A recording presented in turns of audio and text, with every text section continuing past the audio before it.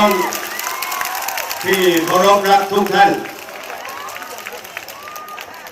คนที่พูดก่อนผมนั้นพี่วีระสมความคิดติดคุกเขมรมา3 ปีกับ9 เดือนต่อไปนี้ก็ถึงคิวคนที่ติดคุกในประเทศไทยพูดก่อน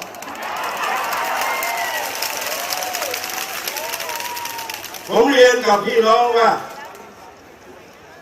ตลอดระยะเวลาหลายวันที่ผ่านมานี้ผมนี่เจอสารพัดไม่ว่าซีกรัฐบาลไม่ว่าซีกไหนพุ่งเป้าไปยังผมคนเดียวแต่วันนี้เนี่ยนะครับหลังจากจัดการพลเอกประยุทธ์เรียบร้อยพระท่านเสกสกล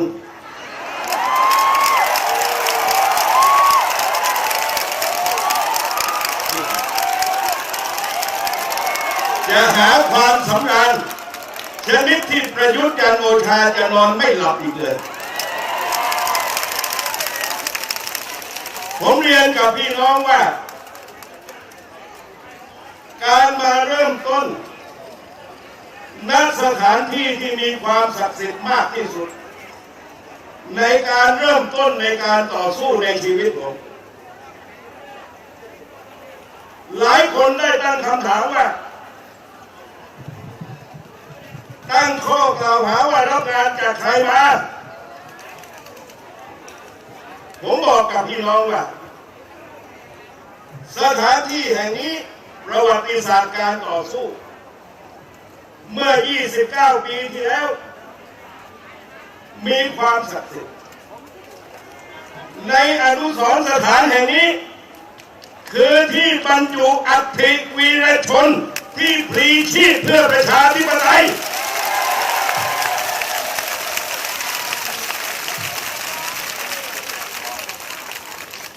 อดุลเขียวบริบูรณ์เนี่ยเป็นประธานคณะกรรมการญาติวีรชนทุกปีงานรำลึกทำบุญอุทิศส่วนกุศลผมถ้าไม่ติดคุกไม่เคยขาดแม้แต่เพียงปีเดียวพี่น้องที่เราทั้งหลายที่ต้องมาทำบุญอุทิศส่วนกุศลให้กับวีรชนพฤษภาคม 2538อดุลเขียวบริบูรณ์ชวนผมประกาศว่าช่วงสุดท้ายในชีวิตเพราะตัวเองก็สุขภาพไม่ค่อยจะดีบนบานกับสิ่งศักดิ์สิทธิ์ว่าขอเวลาอีก3 ปีจะได้ไหมเพื่อจะได้ทำสิ่งที่ถูกต้องดีงามให้กับแผ่นดินนี้ข้อแรกคือจัดการกับประยุทธ์จันทร์โอชา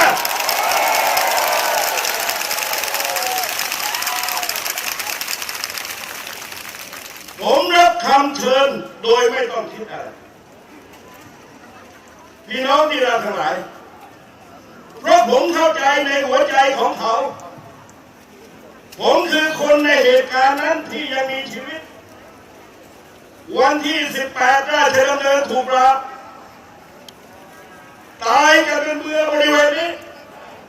พี่น้องที่รักทั้งหลายรุ่งเช้าผมนั่งรถแท็กซี่จากวัดบวรนิเวศ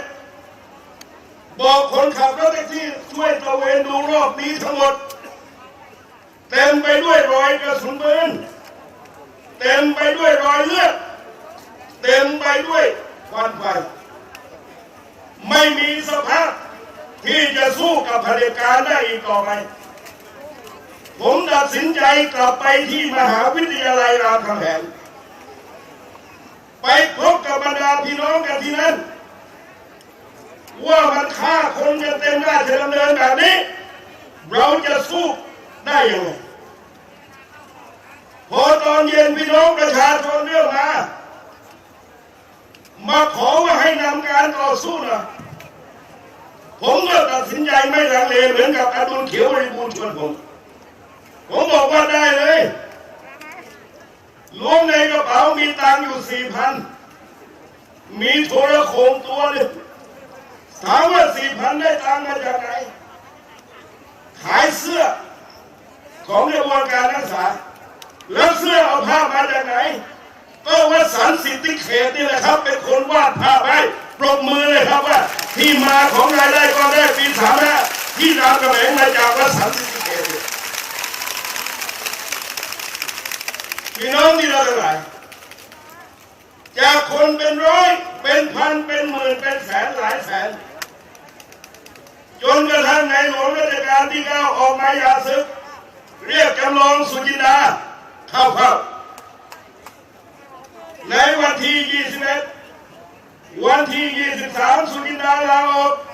วันที่25แก้ไขรัฐธรรมนูญให้นายกมาจากการเลือกตั้งพี่น้องที่เราทั้งหลายไม่ทันกินข้าวเที่ยงก็เสร็จแล้วครับพี่น้องหลายวันนี้ผมจึงบอกกับพี่น้องว่าการมาเริ่มต้นตามคำเชิญของคุณอดุลเขียวบริบูรณ์หลายคนคิดว่ามันไม่มีทางจะเป็นไปได้เพราะคนไทยฝ่ายประชาธิปไตยรวมตัวกันครั้งสุดท้ายไม่มีเขาไม่มีเราเมื่อ29ปีที่แล้วเป็นเรื่องระหว่างคนไทยไม่เอาเผด็จการสู้กับเผด็จการพี่น้องที่เราทั้งหลายมาวันนี้15ปีที่ผ่านมาเรามีความขัดแย้งกันเองเรามีความเจ็บปวดเรามีความสูญเสียและเอาคนได้รับประโยชน์จากความแตกแยกของคนไทยหนึ่งในนั้นคือพลเอกอาวุโสประยุทธ์จันทร์โอชาครับพี่น้องหลาย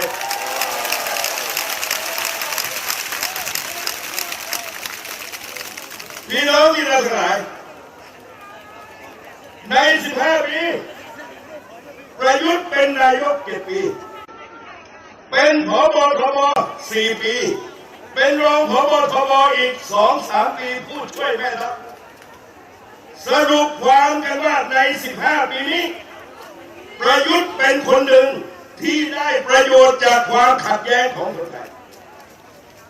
ผมบอกกับบรรดาหมู่มิตรว่าเราต้องเจ็บปวดแน่นอนที่สุดมีคนไม่เห็นด้วยมีคนกล่าวหามีคนไม่สบายใจว่าเหลืองแดงมาขึ้นเวทีร่วมกันได้ยังผมพยายามอธิบายความว่าในสงครามระหว่างญี่ปุ่นกับจีนกองทัพของเหมาเจ๋อตุงรบกับกองทัพของเจียงไคเชกตายไม่รู้กี่หมื่นกี่แสนวันที่กองทัพของญี่ปุ่นบุกจีนเจียงไคเชกกับเหมาเจ๋อตุงต้องจับมือกันก่อนเพื่อสู้กับญี่ปุ่นให้ปกป้องแผ่นดินจีนให้ได้เสียก่อนแล้วค่อยมารบกันต่อ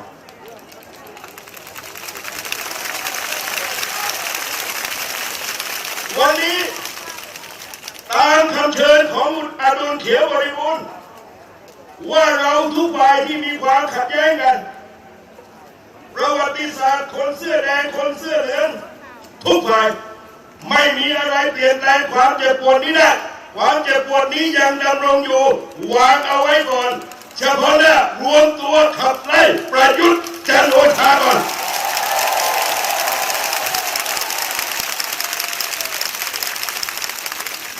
พี่น้องที่เราทั้งหลายประยุทธ์บอกว่าผมผิดอะไรรอบข้างประยุทธ์บอกว่าถ้าไม่เอาประยุทธ์แล้วจะเอาใคร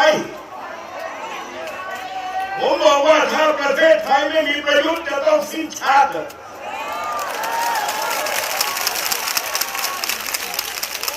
และผมจะตอบว่าใครก็ได้ในแผ่นดินนี้ที่ไม่ใช่ประยุทธ์จันทร์โอชาพี่น้องที่เราทั้งหลายพลเอกอาวุโสประยุทธ์จันทร์โอชาเป็นคนที่ร้ายเกียรติในการยึดอำนาจ22พฤษภาคมปี57เชิญคู่ขัดแย้งเข้าไปประชุมด้วยความเป็นชายชาติทหาร มันจับคาห้องประชุมแล้วยึดอำนาจกับพี่น้องที่รักษาคนแบบนี้หรือคนมีเกียรติอย่าว่าจะเป็นพลเอกนะครับเป็นไอ้เสกสกลยังไม่ได้เลยพลเอกประยุทธ์จันทร์โอชา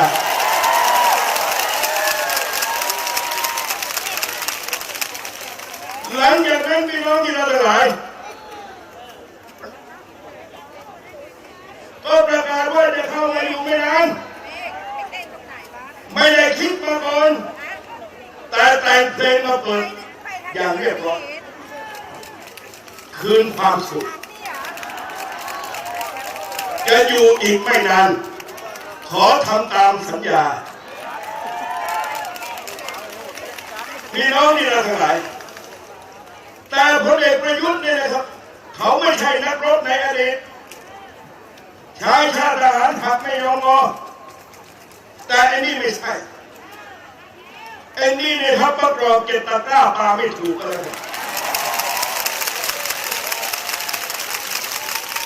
หลังจากนั้นก็วางแผนในการสืบทอดอำนาจให้บวรศักดิ์อุวันโนไปร่างรัฐธรรมนูญบวรศักดิ์ก็ไปหลงเชื่อไปร่างจริงยืดเวลาได้เกินร่วมปีพอบวรศักดิ์ร่างเสร็จก็ให้สบทที่ประยุทธ์แต่งตั้งไปคว่ำรัฐธรรมนูญบวรศักดิ์ที่ประยุทธ์แต่งตั้งลากไปได้อีกปีต่อมาจึงได้มีชัยฤชุพันธ์พี่น้องที่รักษามีชัยเขาเขียนรัฐธรรมนูญตามใบสั่งตามออเดอร์ว่าเผด็จการยุคไหนต้องการให้ร่างอย่างไรเขาก็เขียนได้อย่างนั้นรัฐธรรมนูญปี 60พี่น้องที่รักษาผมพูดทุกที่ว่าเป็นรัฐธรรมนูญที่เลวทรามต่ำช้าที่สุดตั้งแต่ประเทศไทยเคยมี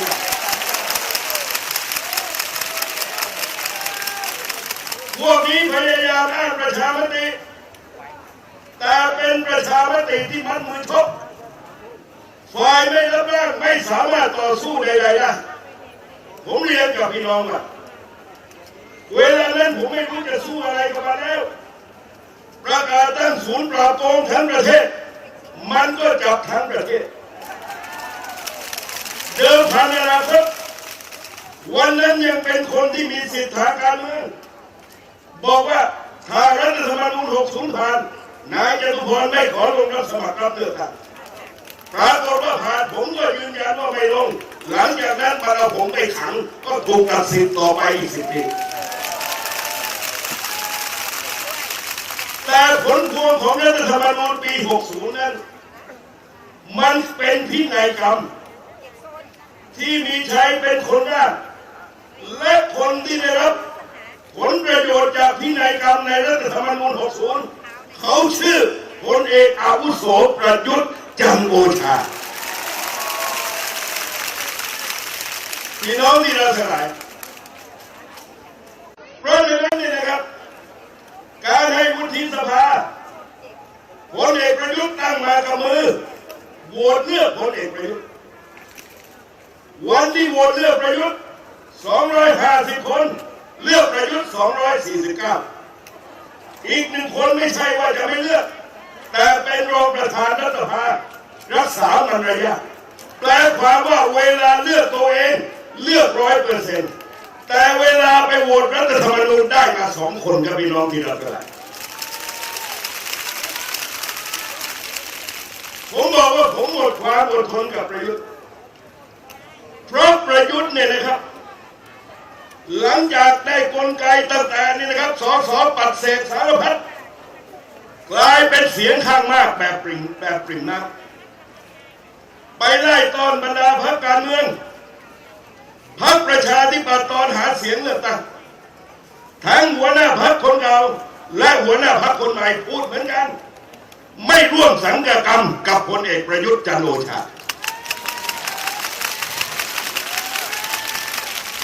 แล้ววันนี้เนี่ยนะครับร่วมสังฆเวรนี่ไงมึงอะ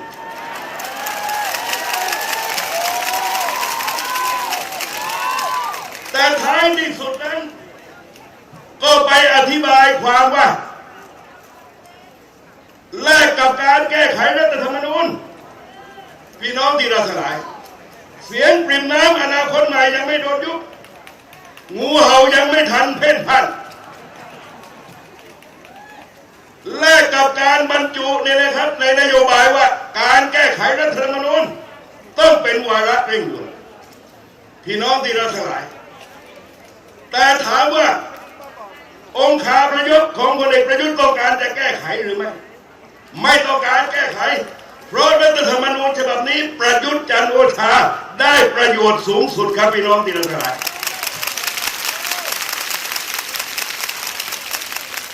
ท้ายที่สุดพี่น้องก็แลเห็นจนกระทั่งถึงความผมพูดมาหลายทีผมบอกว่าถ้าประยุทธ์เป็นชายชาติทหารประยุทธ์มันต้องประกาศแล้วว่าคนที่เลือกข้าพเจ้านโยบายการแก้ไขรัฐธรรมนูญเป็นนโยบายของข้าพเจ้าเมื่อเลือกข้าพเจ้าต้องสนับสนุนนโยบายของข้าพเจ้าแต่เสียงนี้ไม่มีจากพลเอกประยุทธ์จันทร์โอชาในวันที่ศาลรัฐธรรมนูญวินิจฉัยครึมเหมือนรัฐธรรมนูญปี 50เหมือนกันเด้ไม่ได้บอกว่าให้ทำอะไรก่อนถ้าพลเอกประยุทธ์เป็นคนที่รับผิดชอบพลเอกประยุทธ์บอกว่าจะให้ฝ่ายกฎหมายสอบถามไปยังศาลรัฐธรรมนูญว่า2 วาระเนี่ยเราจะทำอย่างไรต่อไปโหวตวาระ3ได้หรือไม่เพราะคำวินิจฉัยไม่ชัดเจนหรือจะทำประชามติต่อประยุทธ์ไม่ทำอะไรเลยมีหนำซ้ำให้รองหัวหน้าพรรคพลังประชารัฐมาเดินเกมพี่น้องที่เราทั้งหลายให้โหวตคว่ำท้ายที่สุดก็บอกว่าตัวเองให้การสนับสนุนไม่เป็นอุปสรรคพี่น้องที่เราทั้งหลายผมไม่อาจที่จะทนกับพลเอกประยุทธ์ที่ตระบัดสัตว์เรื่องรัฐธรรมนูญได้ครับพี่น้องทั้งหลาย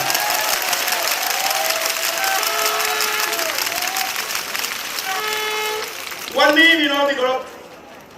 เรื่องรัฐธรรมนูญผิดสัญญาอยู่ไม่นานผิดสัญญาไม่สืบทอดอำนาจผิดสัญญาว่าปฏิรูปประเทศไทยผิดสัญญาว่าจะปราบปรามคอร์รัปชันผิดสัญญาปัญหาก็คือว่าวันนี้เราจะให้โอกาสประเทศนี้กับคนที่ตระบัดสัตว์ครั้งแล้วครั้งเล่าเพราะวีรชนพฤษภา35แค่สุจินดาตระบัดสัตว์ครั้งเดียวเขาก็ไม่ยินยอมแล้วกับพี่น้องที่หลาย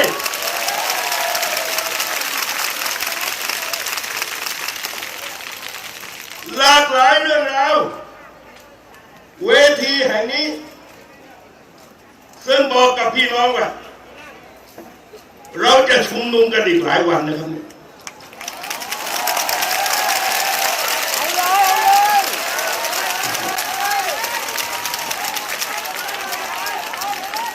พร้อมหรือเปล่าเนี่ย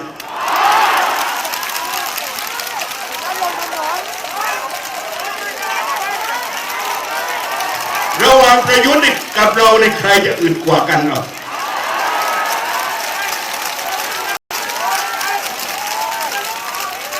เพราะฉะนั้นพี่น้องที่เราทั้งหลายนอกจากนี้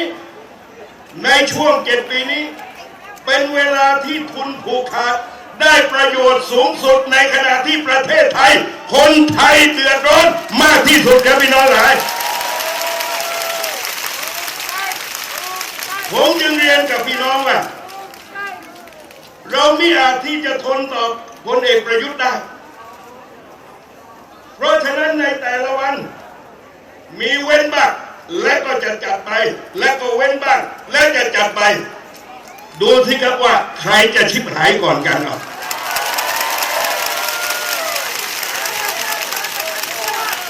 ผมเรียนกับพี่น้องว่า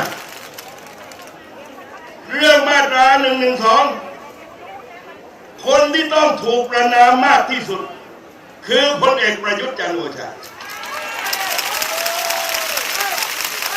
พลเอกประยุทธ์เป็นคนสัมภาษณ์กับสื่อมวลชนว่าจะไม่เอาโทษมาตรา112มีคนไปหลงเชื่อพลเอกประยุทธ์และพลเอกประยุทธ์มาเอาโทษคนหลงเชื่อพลเอกประยุทธ์ติดคุกพลเอกประยุทธ์เป็นนายกต่อสถาบันเดือดร้อนทั้งคืนทั้งวัน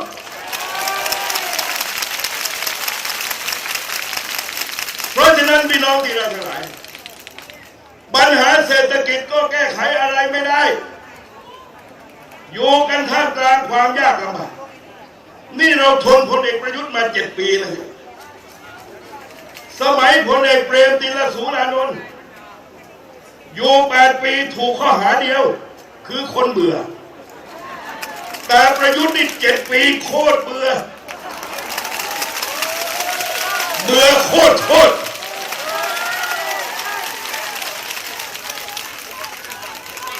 เพราะเป็นคนที่คุ้มดีคุ้มร้ายวันไหนมันอารมณ์เสียนักข่าวนักไฟห้างมันยังไม่ยอมเลย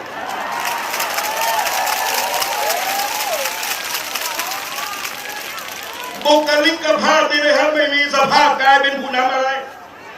แต่อยู่ได้คนไทยก็ทนได้แล้วก็ถามประยุทธ์แล้วก็ถามคนไทยว่าถ้าไม่ใช่ประยุทธ์แล้วจะเอาใครก็ได้ที่ไม่ใช่คนแบบประยุทธ์ไงครับพี่น้องหลาย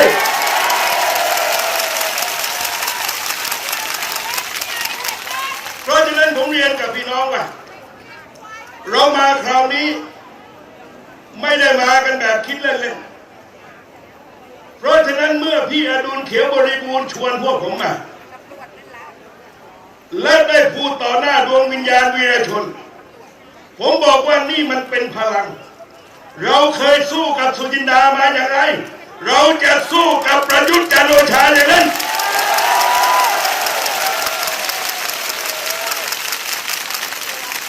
ตลอดระยะเวลาที่ผ่านมาไม่มีใครอดทนเท่ากับคนไทยอีกนะเดือดร้อนมากที่สุดเดี๋ยวโรงงานปิดเดี๋ยวคนเดือดร้อนคนที่อยู่ได้คือรัฐบาลไม่ได้มีความรู้สึกรู้สาอะไรเลยทั้งถ้าเป็นนายกคนอื่นป่านนี้ถูกขับไล่ไปนานแล้วพี่น้องที่หลายผมเรียนกับพี่น้องว่าดังนั้นเรามีความจำเป็นที่ต้องหลอมรวมหัวใจคนไทยทุกฝ่ายสามัคคีประชาชนเสื้อข้อความนี้เพื่อประเทศไทย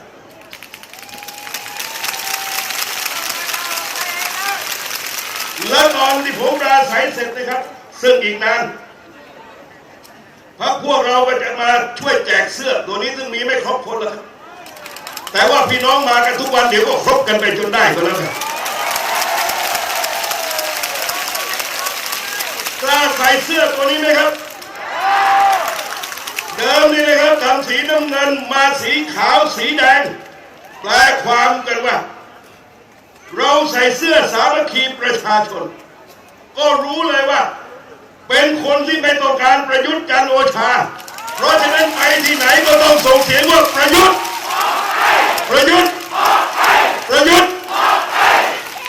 หลายคนบอกว่าผมนี่เป็นคนเดือดร้อนมากที่สุดคนหนึ่งดันมีชื่อเล่นเหมือนกับมัน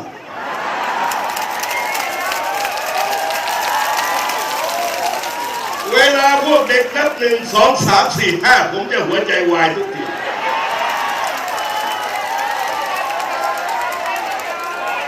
ไอ้โน้นไอเฮียตูนี่ตูโนเฮีย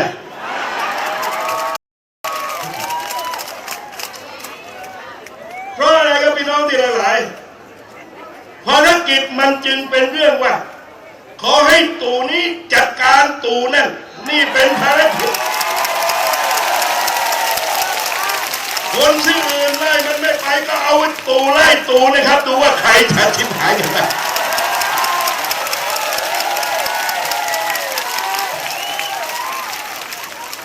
ชื่อไหนก็ไล่มันไม่ไปผมดูดวงมาแล้วต้องเอาคนชื่อเดียวกันเพราะฉะนั้นผมเรียนกับพี่น้องว่าความเสียหายต่างๆนั้นในแต่ละวันก็จะมีผู้ชำนาญการในแต่ละด้านเขาจะได้มาอธิบายความให้กับพี่น้องถามว่าแล้วจะมีใครมาเพิ่มอีกกันไหมเพราะแค่นี้ประยุทธ์มันคงจะยังไม่ออกวันนี้นี่ครับพี่น้องที่เราทั้งหลาย ผมบอกว่าคนจะมาอย่างมืดฟ้าหมดปรากฏตอนเที่ยงฝนตกอย่างมืดฟ้าหมดนักข่าวโทรมาถามผมว่าจะทำอย่างไรต่อผมบอกว่ารอสักพักหนึ่งฝนมาชะล้างความชั่วในบ้านเมืองให้สะอาดแล้วจะเริ่มต้นประเทศไทยกันใหม่ดังวันที่4 เดือน 4เวลา 4 โมงเย็นได้เวลาประยุทธ์หมดบุญแล้วกับพี่น้องหลายความชั่วได้ชะล้างเริ่มต้นแล้วพี่น้องที่ไหนพี่น้องจะยืนหยัดต่อสู้จนกว่าประยุทธ์ออกไปได้ไหมพี่น้องผมเรียนกับพี่น้องว่าก่อนที่จะมีการชุมนุมวันนี้บรรดารอบข้างพลเอกประยุทธ์เห่าหอนกันเกลียวสารพัดตั้งข้อกล่าวหาบางพวกก็ตั้งข้อกล่าวหานี่นะครับสวนทางกันผมให้เวลามาตอบกันเองแต่วันนี้ผมจะสื่อความไปยังพลเอกประยุทธ์ว่าเพื่อนผมเนี่ยที่ชื่อนายเสกสกล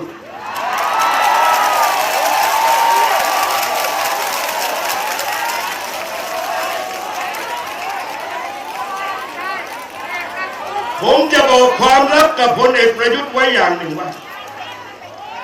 ไอ้เสกสกลเพื่อนผมคนนี้มันมีความสามารถว่าอยู่แก๊งไหนหัวหน้าแก๊งตายหมด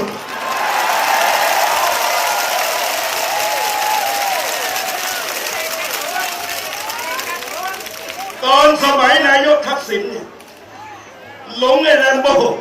หลงไอ้เสกสกลเหมือนแบบนี้เชื่อเสกสกลทุกอย่าง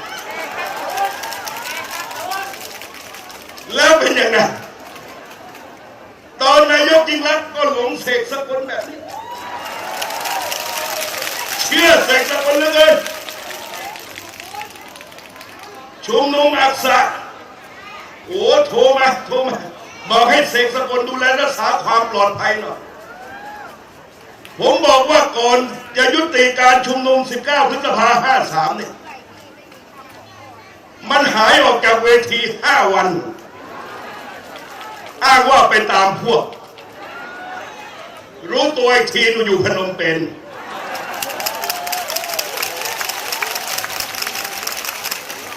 แต่ก่อนหน้านี้ก่อนจะไปบางวันก็ใส่วิกเป็นผู้หญิงมาบางวันก็ใส่ชุดไอ้โม่งมาบางวันก็ใส่เสื้อเกราะมาเสียงอะไรเป้งมุดใต้โต๊ะแหละ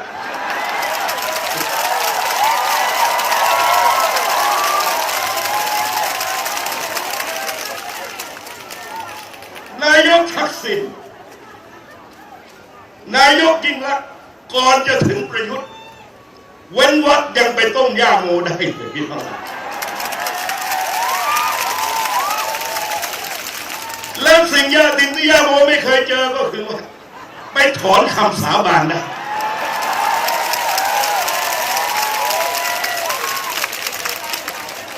ทั้งที่ต้องไปตรวจสอบเนี่ยนะครับการไปเอาปืนจากจังหวัดนครราชสีมาแล้วไม่คืนนะครับจึงจะหยบราบคาบจนถึงปัจจุบันนี้พี่น้องทั้งหลายนี่ไงวันที่ผมรู้ว่าแรมโบ้อยู่กับพลเอกประยุทธ์เป็นวันที่ผมดีใจมากที่สุดเพราะผมรู้ว่าผมมีคนจะจัดการพลเอกประยุทธ์ได้แล้วเพราะมันเข้าแก๊งไหนหัวหน้าตายหมด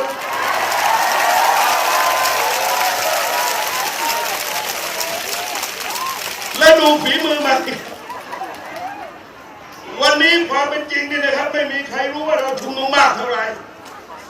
แต่ฝีมือไอ้เสกสกลที่มันออกมาทุกวันจนกระทั่งคนเต็มสวนสันติพรทะลักเต็มข้างหน้ายาวเหยียดไปหมด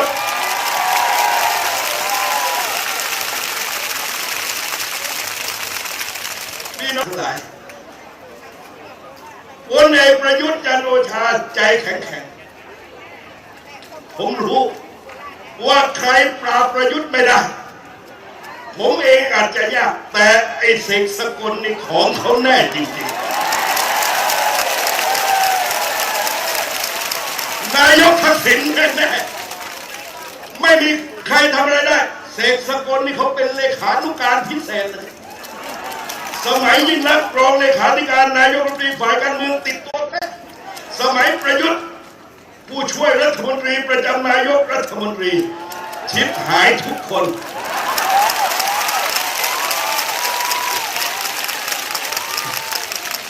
แล้วประยุทธ์เนี่ยครับอย่าคิดว่า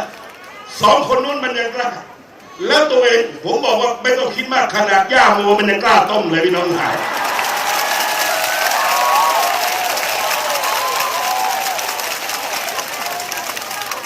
แต่ละวันบอกว่าอย่ามาเชื่อจตุพร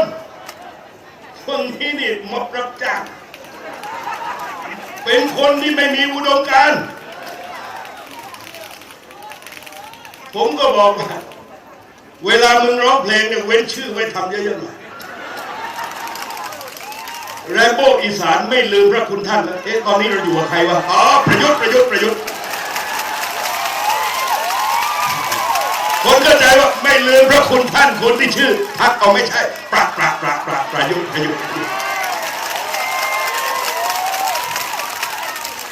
แล้วจะได้ไปทำยังไงพี่น้องที่หลาย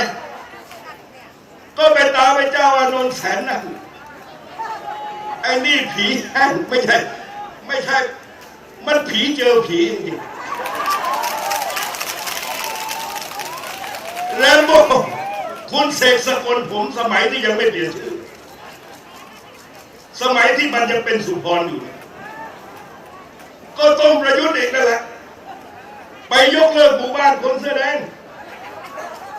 ซึ่งหมู่บ้านคนเสื้อแดงก็เคยต้มนายกทักษิณขึ้นแค่ป้าย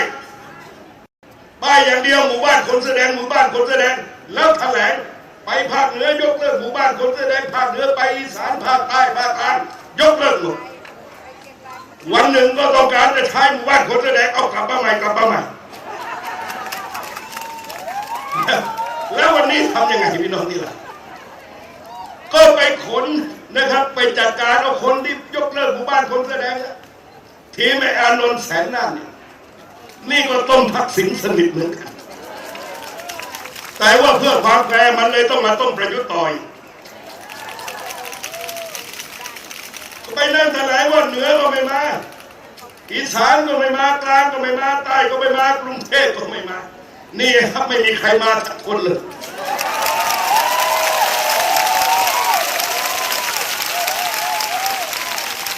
พี่น้องลองดูหน้าทหารเสือของประยุทธ์แต่ละคนดิเสกสกลอย่างเงี้ยอานนท์แสนนาฏอย่างเงี้ยและศิระเจนจาคะอย่างเงี้ย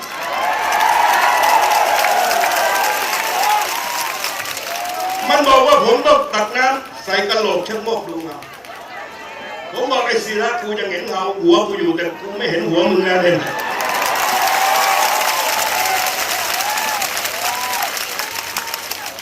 ใช้ไปเถอะครับ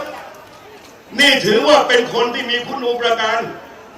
กับพลเอกประยุทธ์จันทร์โอชาเพราะฉะนั้นตลอดระยะเวลานะครับช่วงสัปดาห์2 สัปดาห์พวกนี้ก็ใส่ร้ายบอกว่านี่นะครับมาสู้ให้ทักษิณให้ธนาธรเป็นนายก2 คนนั้นเขาถูกตัดสิทธิ์ทั้งคู่พยายามอธิบายความว่าอย่ามาหลงเชื่อมันรู้ดีผมเรียนกับพี่น้องว่าเราต่อสู้ด้วยความเจ็บปวดผมไม่เคยรอดสักคดีผมไม่มีคดีขาดอายุความเหมือนกับมันมีการพยายามเต้าข่าวว่าผมทรยศถ้าผมทรยศผมรอดทุกคดีแต่นายจตุพรถูกดำเนินคดีทุกคดีติดคุกเข้าคุกมา4 ครั้งผมไม่มีวันที่ทรยศกับการต่อสู้ของประชาชนเลย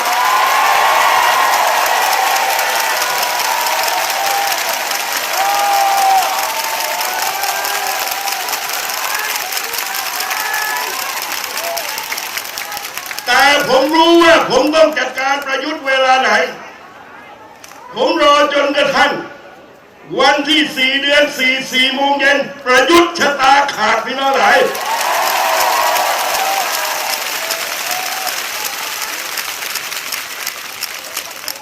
ผมเรียนกับพี่น้องว่าผมมีความขมขื่นตลอดระยะเวลานี่นะครับตั้งแต่อายุ20 กว่าปีก็สู้เรื่องเผด็จการเรื่องรัฐธรรมนูญเรื่องการสืบทอดอำนาจตอนนี้เนี่ยครับอายุจะ56อยู่แล้วผมบอกว่าเราไม่รู้ว่าเราจะอยู่ได้อีกกี่วันแต่ทุกวันที่เหลืออยู่นั้นเราไม่ควรจะมีนายกที่ชื่อประยุทธ์จันทร์โอชาเป็นนายกของแผ่นดินนี้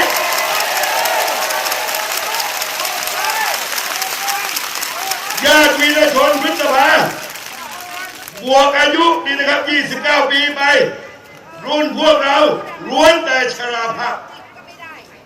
ใกล้นะครับเป็นไม้ใกล้ฝั่งผมบอกว่าบรรดาน้องๆก็เพิ่งออกจากฝั่งพอดีกันเลย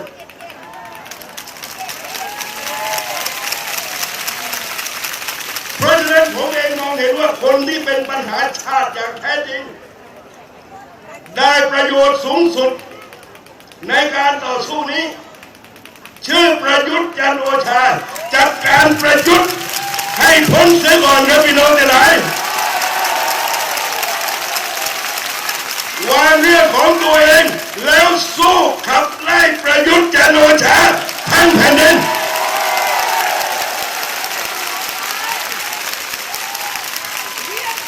ถ้าพวกเราไม่ต่อสู้ติดนู่นติดนี่ประยุทธ์จะอยู่ต่อไปอีก6 ปีอยู่มาแล้ว7อีก6เป็น13ถ้าจะต่ออีก4พี่น้องที่หลายก็เป็น17 ปียาวนานที่สุดทั้งที่เป็นนายกที่ไม่มีอะไรมากที่สุดหาคุณสมบัติหาผลงานไม่เจอ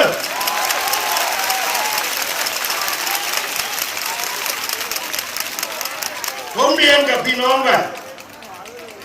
ผมจึงบอกว่าพี่น้องประชาชนทุกฝ่ายจะชอบผมหรือไม่ชอบผมไม่ใช่สำคัญจะเกลียดผมหรือจะรักผมไม่ใช่สำคัญแต่ว่าถ้าคนประยุทธ์จันทร์โอชาไม่ได้ไม่ต้องการให้ประยุทธ์อยู่ในอำนาจต่อไป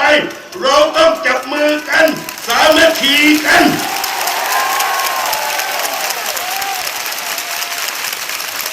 เป็นเวทีที่คนไทยทั้งแผ่นดินลุกขึ้นมาประกาศว่าเราต้องการขับไล่ประยุทธ์จันทร์โอชาเลย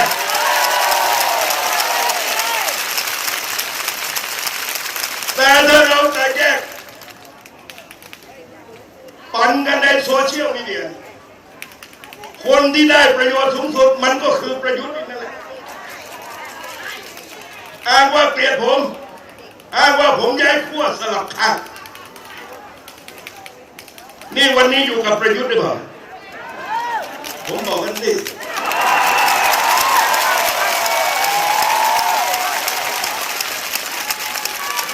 แต่ผมรบมาตลอดชีวิต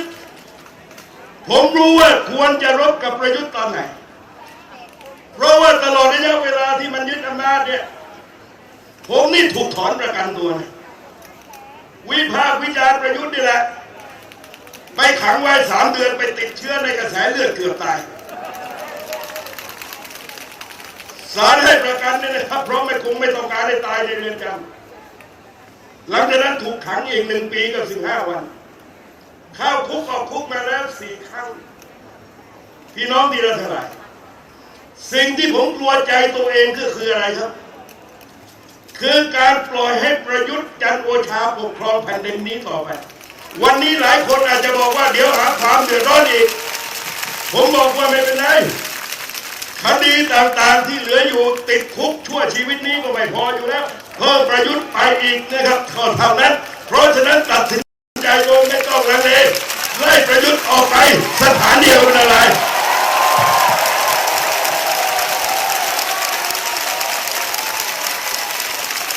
หาหัวใจพี่น้องทุกฝ่ายพร้อมวางเรื่องของตัวเองเก็บความเจ็บปวดไว้ในใจสำแดงพลังอย่างเต็มที่ว่าเรื่องของเรา ความเจ็บปวดยังมีอยู่แต่วางเอาไว้จับมือกันรวมกันเป็นหนึ่งเดียวไล่ประยุทธ์ออกไป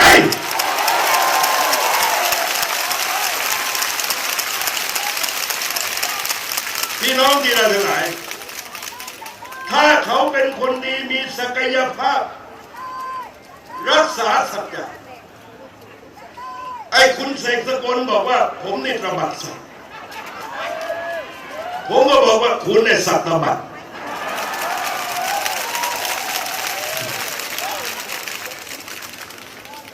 ผมต้องการให้คนดีที่เป็นคนดีอย่างแท้จริงไม่ใช่คนดี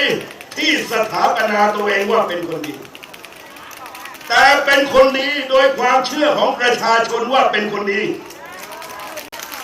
มาเป็นนายกรัฐมนตรีของแผ่นดินนี้ไม่ใช่คนที่ไม่มีความรับผิดชอบตบัดสัตว์ดังเช่นปัจจุบันนี้ครับพี่น้องหลาย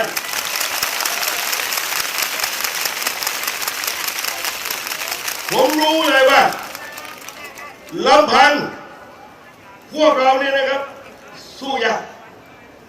แต่ถ้าเราสามัคคีกันต่อให้10ประยุทธ์ก็ไม่มีทางชนะคนไทยก็เป็นอะไร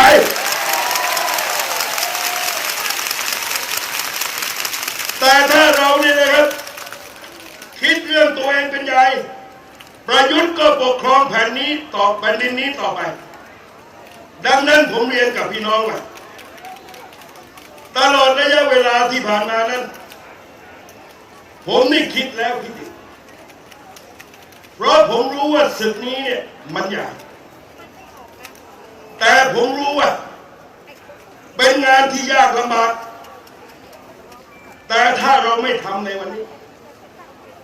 ภารกิจอันนี้จะตกถึงคนรุ่นลูกรุ่นหลานเราอย่างไม่มีวันจะเสร็จสิ้นขอให้เป็นภารกิจของคนที่ใกล้ฝั่งอย่างพวกเราจัดการกับเผด็จการตัวสุดท้ายนี้เสียกับพี่น้องหลายอย่าให้เผด็จการมันมีที่ยืนอย่าให้คนตบัดสัตว์มีแผ่นดินอยู่มีอำนาจอยู่ในแผ่นดินนี้เลยครับพี่น้องหลายเพราะฉะนั้นผมเรียนกับพี่น้องว่าในตลอดระยะเวลาถัดจากนี้ไปนะผมเข้าใจว่าในแต่ละภาคฝ่ายได้ไปประชุมกันหารือกันต่างฝ่ายต่างก็รู้ว่าปัญหาของชาติมันอยู่ตรงไหนผมอยากให้พี่น้องที่นี่เราได้ประกาศพร้อมๆกันว่าเราพร้อมต้อนรับทุกฝ่ายเราจะหลอมรวมหัวใจความเป็นคนไทยที่ไม่เอาเผด็จการเราปรบมือดังๆยาวๆนานๆต้อนรับทุกฝ่ายมาร่วมจัดการประยุทธ์จันทร์โอชา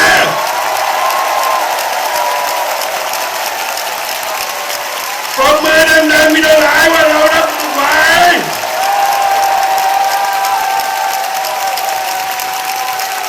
เราร่วมมือกันทุกฝ่าย10ประยุทธ์จันทร์โอชาก็สู้ประชาชนไม่ได้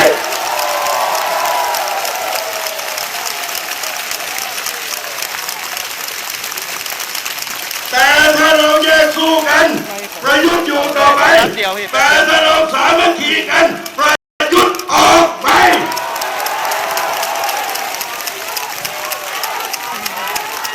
ได้เวลาแล้วจะมีพี่น้องเปล่งเสียงดังๆครับประยุทธ์ประยุทธ์ประยุทธ์ประยุทธ์พร้อมใจคำมั่นสัญญาซึ่งกันและกันนะครับว่าเราจะร่วมยืนหยัดต่อสู้ทุกเรื่องเป็นเรื่องเล็กหมดเรื่องใหญ่มีเรื่องเดียวประยุทธ์ประยุทธ์ประยุทธ์พี่น้องที่เราทั้งหลายถ้าเราเตรียมหัวใจกันไว้อย่างนี้ผมเชื่อว่านี่เป็นความหลายคนลังเลหลายคนคิดแล้วคิดอีกเพราะเขารู้ว่ามันยากแต่ผมเชื่อว่าพี่น้องที่อยู่ที่นี่และพี่น้องดูการสื่อสารทุกระบบนั้นจะคิดเหมือนกับพวกเราที่นี่ว่า การไล่ประยุทธ์ไม่ใช่ยากถ้าเราเอาจริงไม่ประยุทธ์ก็เรามันต้องไปสักข้างหนึ่งนะพี่น้องหลายแต่ถ้าเราสู้ไม่จริงประยุทธ์ก็อยู่ต่อไปแต่ถ้าเรายืนหยัดแล้วว่าต่อให้ตายเราก็ดวงวิญญาณเราก็ต้องอยู่เช่นเช่นอนุสาวรีย์วีรชนเหมือนดวงวิญญาณพฤษภาสามารถและทุกเหตุการณ์ถ้าเราเอาชีวิตเป็นเดิมพันประยุทธ์ก็ไม่ใช่สิ่งที่น่ากลัวสำคัญแผ่นดินนี้เราให้โอกาสคนอย่างประยุทธ์จันทร์โอชามาถึง7 ปีได้ยังไงทั้งที่จริงเขาไม่มีสิทธิ์เป็นนายกของประเทศไทยแม้แต่เพียงวันเดียวนะ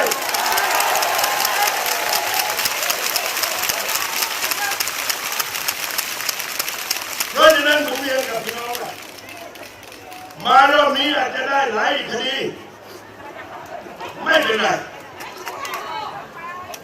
เพราะว่าคดีมันเป็นเรื่องเล็กแต่ประเทศไทยความหายนะของแผ่นดินนี้มันใหญ่กว่าคำว่าคุกคำว่าตารางนะพี่น้องหลายเราจะใช้สวนสันติพรอนุสาวรีย์วีรชนพฤษภาเป็นฐานปฏิบัติการหลักเพราะวันนี้บรรจบสิ่งเดียวกันพฤษภาสามารถเผด็จการรัฐธรรมนูญสืบทอดอำนาจปีนี้เผด็จการสืบทอดอำนาจรัฐธรรมนูญปี35จัดการเผด็จการอย่างไรปี64จัดการเผด็จการอย่างนั้นผมเรียนกับพี่น้องว่าในวันพรุ่งนี้เราจะนัดชุมนุมกันใหม่เราชุมนุมในเวลา4 โมงเลิกก็จะ3 ทุ่มหรือประมาณนี้จะไล่มาทุกวัน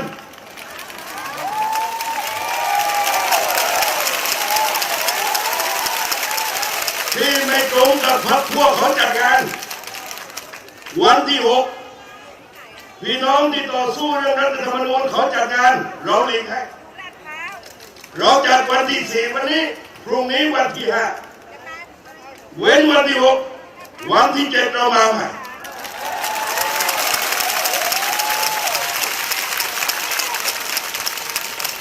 แล้วถามว่าในประยุทธ์เนี่ยครับอยู่ตรงนี้แล้วมันจะไปผมบอกว่าถ้าคนมันจะล้มเรื่อยจนกระทั่งถึงทำเนียบรัฐบาลพูดที่นี่ก็ไล่มันไปได้เหมือนกันทุกท่านเพราะฉะนั้นวันพรุ่งนี้ขอเชิญชวนพี่น้องประชาชน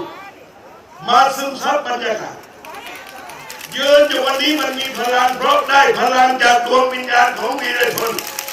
มันมีพลังที่จะจัดการกับเผด็จการอย่างประยุทธ์จันทร์โอชากับพี่น้องหลายเพราะฉะนั้นผมเรียนกับพี่น้องว่าในทุกมิติไม่ว่าทุนผูกขาดพลังงานการทุจริตคอร์รัปชันเรื่องรัฐธรรมนูญผู้ชำนาญการแต่ละด้านจะมาพูดกันทุกวันจะมาฉายภาพว่า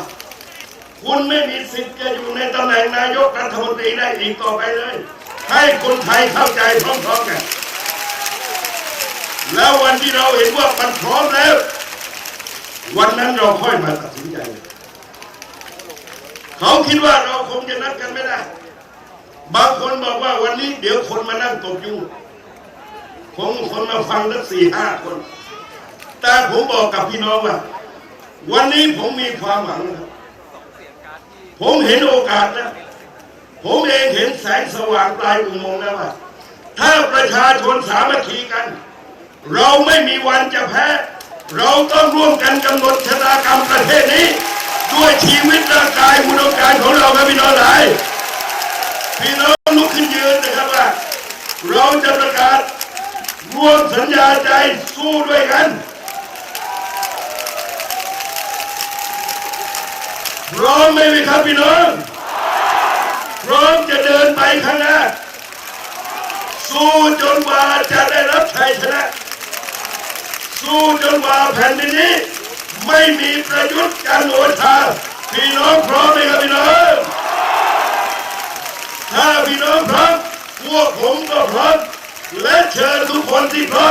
ถ้ามาร่วมต่อสู้กัน ไม่ต้องคิดนะเพราะเราประชาชนไม่มีประโยชน์ส่วนตนมีแต่หัวใจมอบให้กับแผ่นดินนี้